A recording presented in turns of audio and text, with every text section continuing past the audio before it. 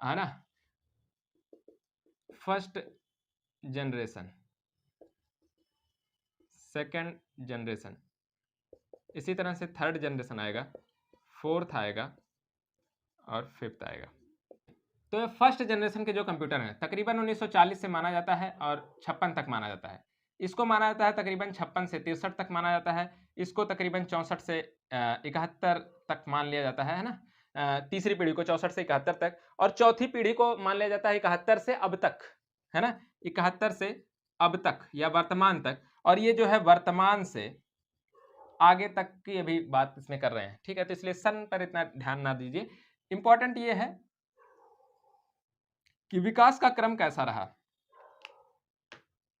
बात करते हैं। चलिए तो देखते हैं कि फर्स्ट जनरेशन 1940 से 56 के दौरान इन श्रेणी के, हालांकि 1930 से ही तकरीबन जो है इसकी जो अनुप्रयोग है, इसमें जो चीजों का प्रयोग किया गया वो देखने को आपको मिल जाएगा, है ना, जिसमें इसमें खास चीजें जैसे मैग्नेटिक ड्रम वगैरह स्टोरेज के लिए प्रयोग किया जाना, तो वो 1930 के कंप्यूटरों से ही आपको देखने को मिलना शुरू हो जाता है। खास बात थी कि इसमें इनपुट के लिए वैक्यूम ट्यूब का प्रयोग किया जाता था, वैक्यूम ट्यूब। तो यहां पे लिखिए इनपुट और आउटपुट के लिए, इनपुट और आउटपुट के लिए वैक्यूम ट्यूब और magnetic tape, magnetic tape output के लिए और वैक्यूम ट्यूब का प्रयोग किया गया कि इनपुट और आउटपुट के लिए अलग से एक सेगमेंट बनाया गया, है ना, अलग से चीजों को उसमें प्रयोग करना शुरू किया गया, ठीक है। एक स्टार्टिंग पॉइंट है ये, ठीक है। दूसरी खास बात यह थी कि इसमें जो भाषा प्रयोग की गई उसमें खास तौर से बाइनरी भाषा का प्रयोग किया गया, और जो इसका माइक्रो प्रोसेसर था, यानी जो इसमें प्रोसेसर का प्रयोग किया गया वो बैच ऑपरेटिंग सिस्टम था, बैच ओएस था। और एक खास बात है, जो इसकी स्पीड थी वो तकरीबन 330 माइक्रो सेकंड थी। कितनी थी? 330 माइक्रो सेकंड के आसपास उसकी स्पीड थी। इतनी खास बातों को हम इसमें जानते हैं बस, ठीक है। तो ये मतलब बहुत स्लो कंप्यूटर थे, इतने बहुत फास्ट नहीं थे, ठीक है। फिर देखते हैं दूसरी पीढ़ी के कंप्यूटरों की अगर बात करिएगा तो 56 से 63, और इसमें जो खास बातें क्या रही, इसमें खास बात थी ट्रांजिस्टर का प्रयोग किया गया, है ना, ट्रांजिस्टर का प्रयोग इसमें किया गया। और ट्रांजिस्टर के साथ साथ जो इसमें आउटपुट के लिए था उसमें भी मैग्नेटिक टेप का ही प्रयोग किया गया था।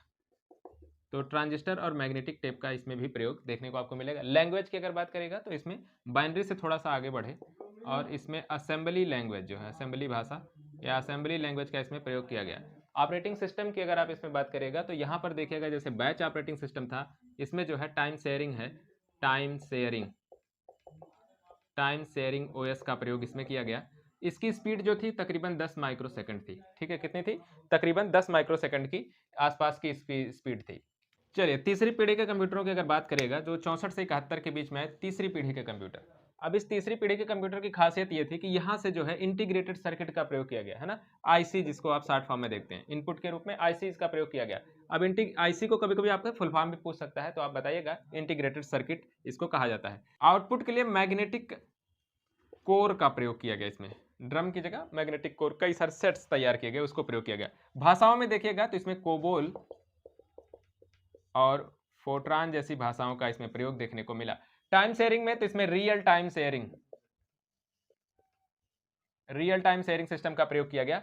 और इसकी स्पीड जो थी ना, इसकी स्पीड जो थी वो तकरीबन 100 नैनो सेकंड के आसपास की इसकी स्पीड बढ़ी थोड़ी सी, मतलब नैनो सेकंड में हम स्पीड में आ गए थे। चौथी पीढ़ी के कंप्यूटर में देखिएगा कि जो है इसमें कौन सा, इसमें भी आईसी का प्रयोग ही किया गया, है ना, आईसी, और वो भी बड़े पैमाने पर, इसमें जो है बड़े पैमाने पर आईसी का इसमें प्रयोग किया गया, ठीक है।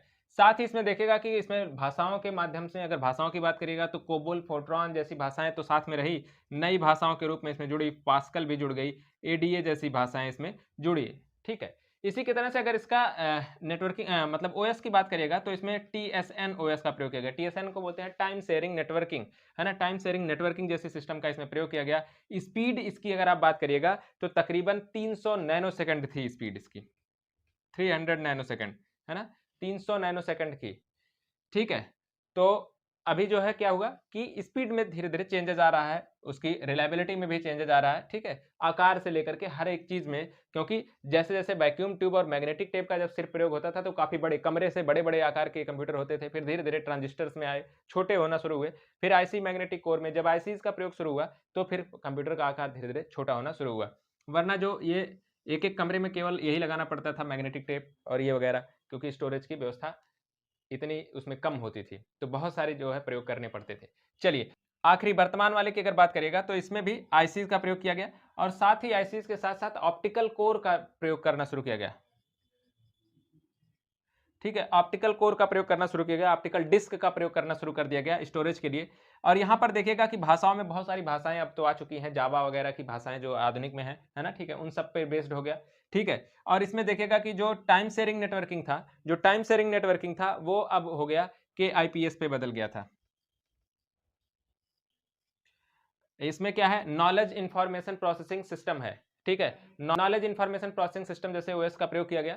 अब इन ओएसओ में अब इसकी स्पीड जो है ना नैनो सेकंड के बराबर है, बहुत ही, उससे भी कम हो जाती है, बहुत ही फास्ट है। तो केआईपीएस में खास बात क्या है कि इसमें जो प्रोसेसर थे पहले, जैसे क्या है, डुअल कोर आए, ठीक है? इसी तरह से फिर आगे अभी वर्तमान में आगे देखिएगा कौन से चल रहे हैं, आई कोर के प्रोसेसर चल रहे हैं ना, आई में भी कई सारे वर्जन आ चुके हैं। तो ये धीरे-धीरे प्रोसेसर में भी चेंजेस होते रहे हैं, ठीक है? तो ये एक थी जो कि क्या आप देख सकते हैं कि पीढ़ी दर पीढ़ी कैसे विकसित हुआ कंप्यूटर का विकास, ठीक है?